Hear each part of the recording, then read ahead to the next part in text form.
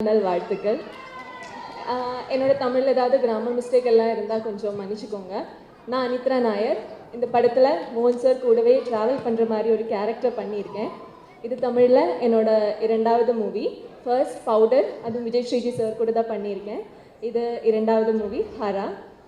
இந்த மூவிக்கு நான் வர்றது ஃபர்ஸ்ட் ஷெட்யூல் முடிஞ்சதுக்கப்புறம் தான் நான் இதில் ஜாயின் பண்ணுறேன். செகண்ட் ஷெட்யூல் ஜாயின் ஆனதும் இந்த ஹோல் டீம் எனக்கு ஒரு ஃபேமிலி மாதிரி ஆயிடுச்சு. என்னோடய ஃபர்ஸ்ட் ஷாட் மோகன் சார் கூட தான் பண்ணேன். அதே மாதிரி மோகன் சார் கூடவே ட்ராவல் பண்ணுற மாதிரி ஒரு கேரக்டர் இது. அண்ட் என் கூடவே கௌஷிக், சந்தோஷ், அப்புறம் ஸ்வாதி, நாங்கள் எல்லோரும் பிகினர்ஸ் ஆனாலும் எங்களையெல்லாம் ரொம்ப சப்போர்ட் பண்ணி தான் மோகன் சார் இந்த படத்தில் கொண்டு போயிட்டு இருக்காரு. அண்ட் யூஸ்வலி ஷூட்டிங் டைமில் he is one among us. அவர் ஒரு லெஜெண்டரி ஸ்டார் அப்படிங்கிற ஒரு விஷயமே அவருக்கு இருக்காது. he used to say a lot of jokes. அதே மாதிரி நிறைய படத்தில் இதுக்கு முன்னாடி அவர் பண்ண படங்களோட எக்ஸ்பீரியன்ஸ் அண்ட் நிறைய பேருக்கு தெரியுமான்னு எனக்கு தெரியல. Is a very good singer too. And Vijay Sreeji சாரை பற்றி கண்டிப்பாக சொல்லி தான் ஆகணும். பாடல் எல்லாரும் கேட்டீங்க, உங்களுக்கு பிடிச்சதா எல்லா பாட்டும்? ஓகே. இந்த பாட்டு டைரக்டர் சாருக்கு ஒரு ஷெட்யூல் முடித்ததும் ஒரு ஆக்சிடெண்ட் ஆயிடுச்சு. அந்த டைமில் பெட்டில் இருந்து தான் அவரும் நம்ம மியூசிக் டைரக்டர் ரஷாந்தும் சேர்ந்து இந்த பாடல் எல்லாம் பண்ணியிருக்காங்க. ரொம்ப ரொம்ப ரொம்ப நல்லா வந்திருக்கு. எனக்கு எல்லா பாட்டும் ரொம்ப பிடிச்சிருக்கு. அண்ட் நிறைய பேர் சொல்லியிருந்தாங்க மோகன் சாரை ரொம்ப பிடிக்கிறது அவரோட பல்லு எல்லாருக்கும் ரொம்ப பிடிக்கும் அப்படின்னு சொன்னாங்க. நானும் ஸ்டேஜில் இப்போ பார்க்கும்போது தான் இவ்வளோ அழகாக இருக்கே அந்த பல்லு அப்படின்னு பார்த்தேன். எனக்கு ரொம்ப பிடிச்சிருக்கு.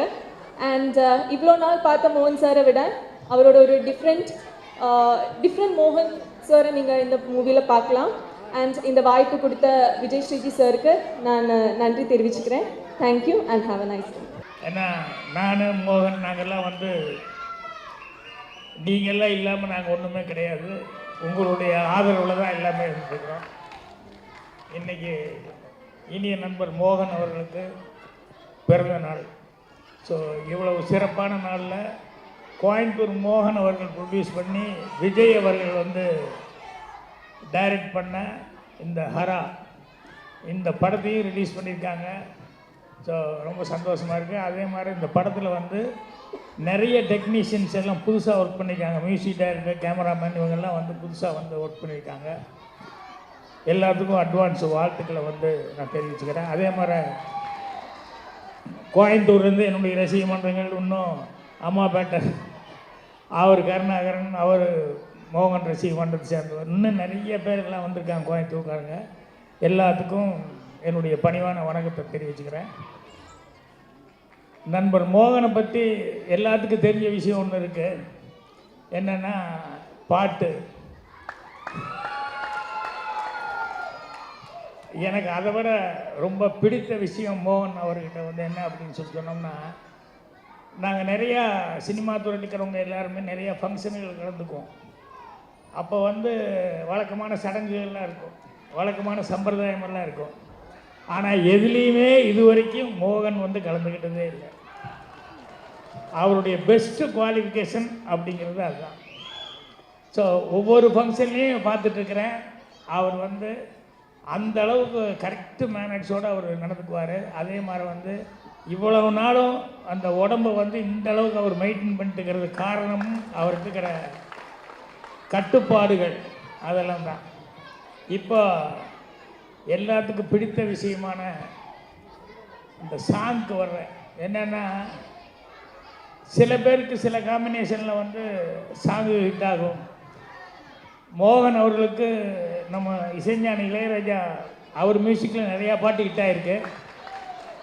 அதே நேரத்தில் அவர் சங்கர் கணேஷ் படமும் அவர் ஒர்க் பண்ணது அதுவும் சாங்கு ஹிட் ஆகிருக்கு. டிஆர் படமும் அதுவும் பாட்டுகள்லாம் அவர் டிஆர் மியூசிக் பண்ணி அந்த படமும் அதுவும் பாட்டு ஹிட் ஆகிருக்கு. அப்புறம் அவருடைய ஒரு லக்கு பாருங்கள், யாருக்கு கிடைக்காத ஒன்று, இளையராஜா அந்த எம்எஸ்வி அண்ணன் 2 பேருமே சேர்ந்து அந்த படத்துக்கும் இவர் தான். ஸோ இப்படி எத்தனையோ சிறப்புகள் இருக்குது. அப்புறம் அவர்கிட்ட என்னென்னா, ஒரு நடிகனாக பாட்டுக்கு நடிக்கிறதுங்கிறது எல்லோரும் செய்யக்கூடிய ஒன்று தான். ஆனால் மோகன் நடிக்கும்போது தான் அவரே பாடினார் அப்படிங்கிற மாதிரி இருக்கும்.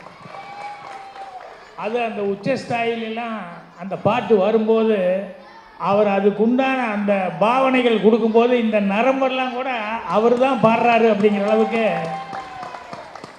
ஸோ இது எல்லாருனாலையும் முடியக்கூடிய சமாச்சாரம் இல்லை. அந்த அந்த இசை ஞானம் இருந்தால் தான் அந்த மாதிரி இந்த இடத்துக்கு இப்படி மேலே போகுது அப்படின்னு இதுக்கு இப்படி பர்ஃபார்மன்ஸ் பண்ணால் தான் நல்லாயிருக்கும் அப்படின்னு சொல்லி பண்ண முடியும். நான் வந்து நீங்களாம் பார்த்தீங்க, இப்போ இருக்கிற ஜென்ரேஷன் பார்த்தாங்களே என்னன்னு தெரியல. ரொம்ப கஷ்டமான விஷயம் என்னென்னா, இந்த அம்பிகா பற்றிங்கிற படத்தில் வந்து சிவாஜி சார் வந்து சிந்தனை செய்மனமே அப்படின்னு சொல்லிட்டு ஒரு பாட்டு வரும். அது வந்து 100 பாடல் பாடுற மாதிரி ஒரு போட்டி, அதில் வரும் அந்த பாட்டு. அதில் என்னென்னா வெறும் பாட்டுக்கு லிப்பு கொடுக்கறது பெரிய மேட்ரு கிடையாது.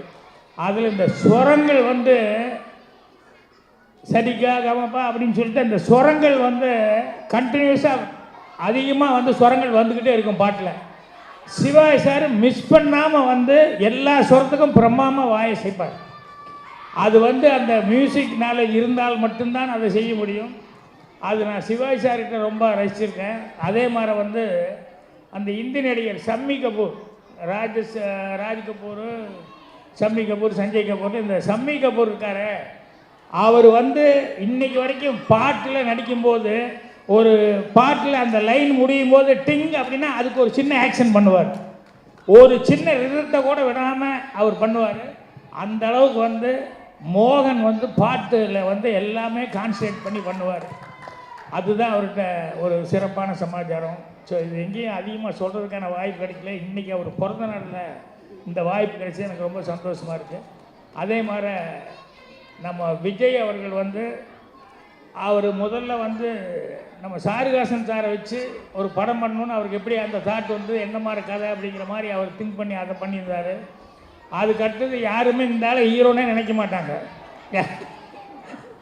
இன்றைக்கி இல்லை, இவரை பவுடர் படத்தில் வந்து இவர் ஹீரோவை வச்சு படம் பண்ணார். இப்போ நிச்சயமாக மோகன் அவர்கள் வந்து இந்த பாட்டெல்லாம் பார்க்கும்போது ஸ்டில்ஸ் இதெல்லாம் பார்க்கும்போது டெஃபினட்டாக வேறு மாதிரி ஒரு மோகன் அவர்களை காமிக்கணும்னு சொல்லி அவர் ட்ரை பண்ணியிருக்காரு அப்படிங்க தெரியுது.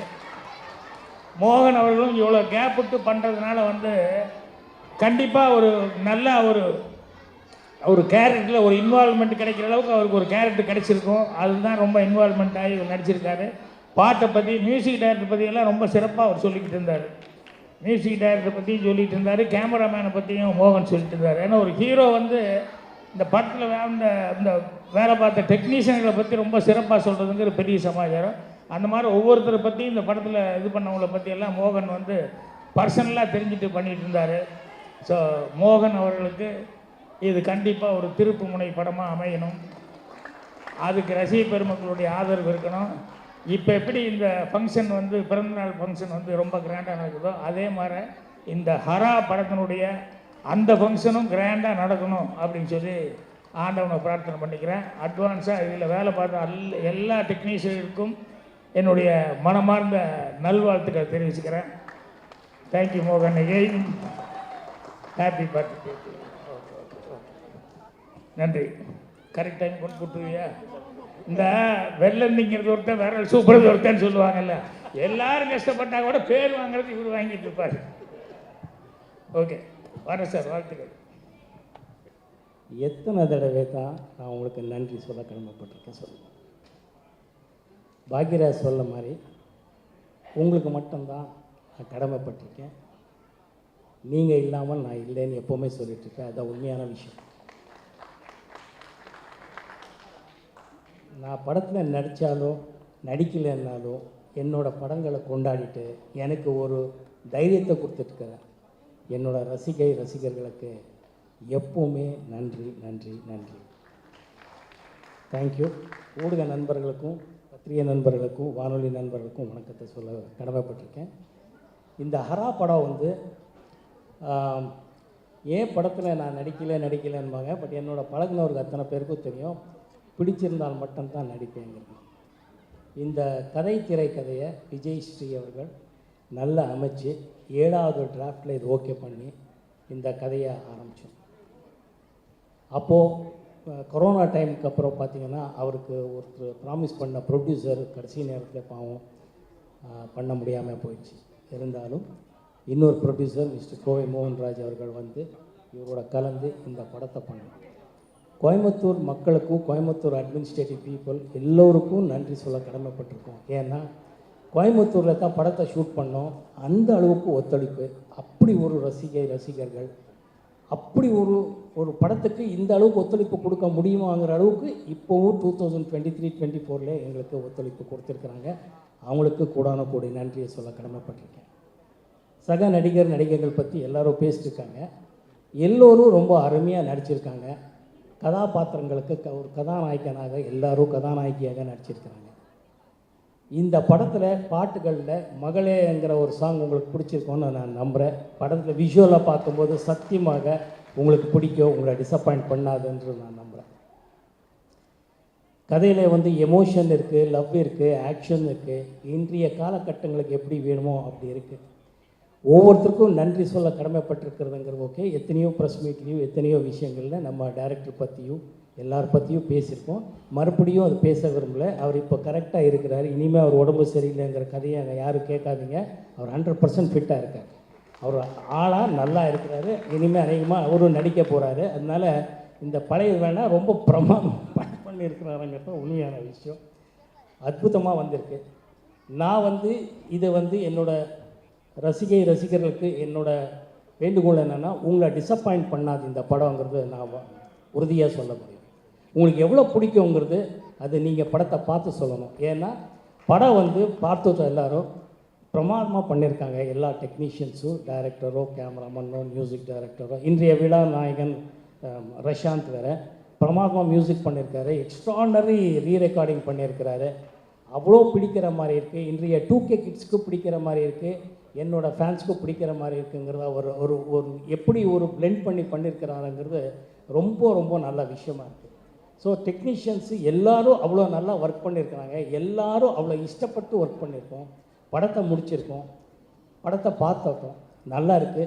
உங்களுக்கு எல்லாரையும் நான் ஒரு டிஸ்டப்பாயிண்ட் பண்ணாது. எந்த அளவுக்கு நல்லா இருக்குங்கிறது நீங்களெல்லாம் பார்த்து சொல்லணும்னு நான் விரும்புகிறேன். கூடி சீக்கிரத்திலே படத்தை பற்றி சொல்லுவோம். இந்த சினிமா காலகட்டத்திலே மார்க்கெட் இருக்குது, மார்க்கெட் இல்லை, வியாபாரம் இல்லை, அது இதுன்னு சொல்கிறது எவ்வளோ உண்மையும், அதே நேரத்தில் நியாயமாக நேர்மையாக படத்தை பண்ணால் படத்துக்கு வெற்றி உண்டு, படத்துக்கு வியாபாரம் உண்டுங்கிறத இந்த ஹரா டீம் நிரூபிச்சிருக்குங்கிறத உங்களுக்கு இன்றைக்கி நான் சொல்ல கடமைப்பட்டிருக்கேன். இந்த படம் டீசர் பார்த்துட்டு, சார் ப்ரொடியூசர் சார் வாங்க சார், அப்படியே அவங்க டிஸ்ட்ரிபியூட்டர் வர சொல்லுங்கள். இந்த படத்தை டீசர் பார்த்துட்டு இந்த படத்தை எனக்கு பிடிச்சிருக்கு, எனக்கு படம் வேணும்னு சொல்லி டிஸ்ட்ரிபியூஷன் முடித்த விஷயத்தை இன்றைக்கி உங்ககிட்ட நான் பகிர்ந்துக்க விரும்புகிறேன்.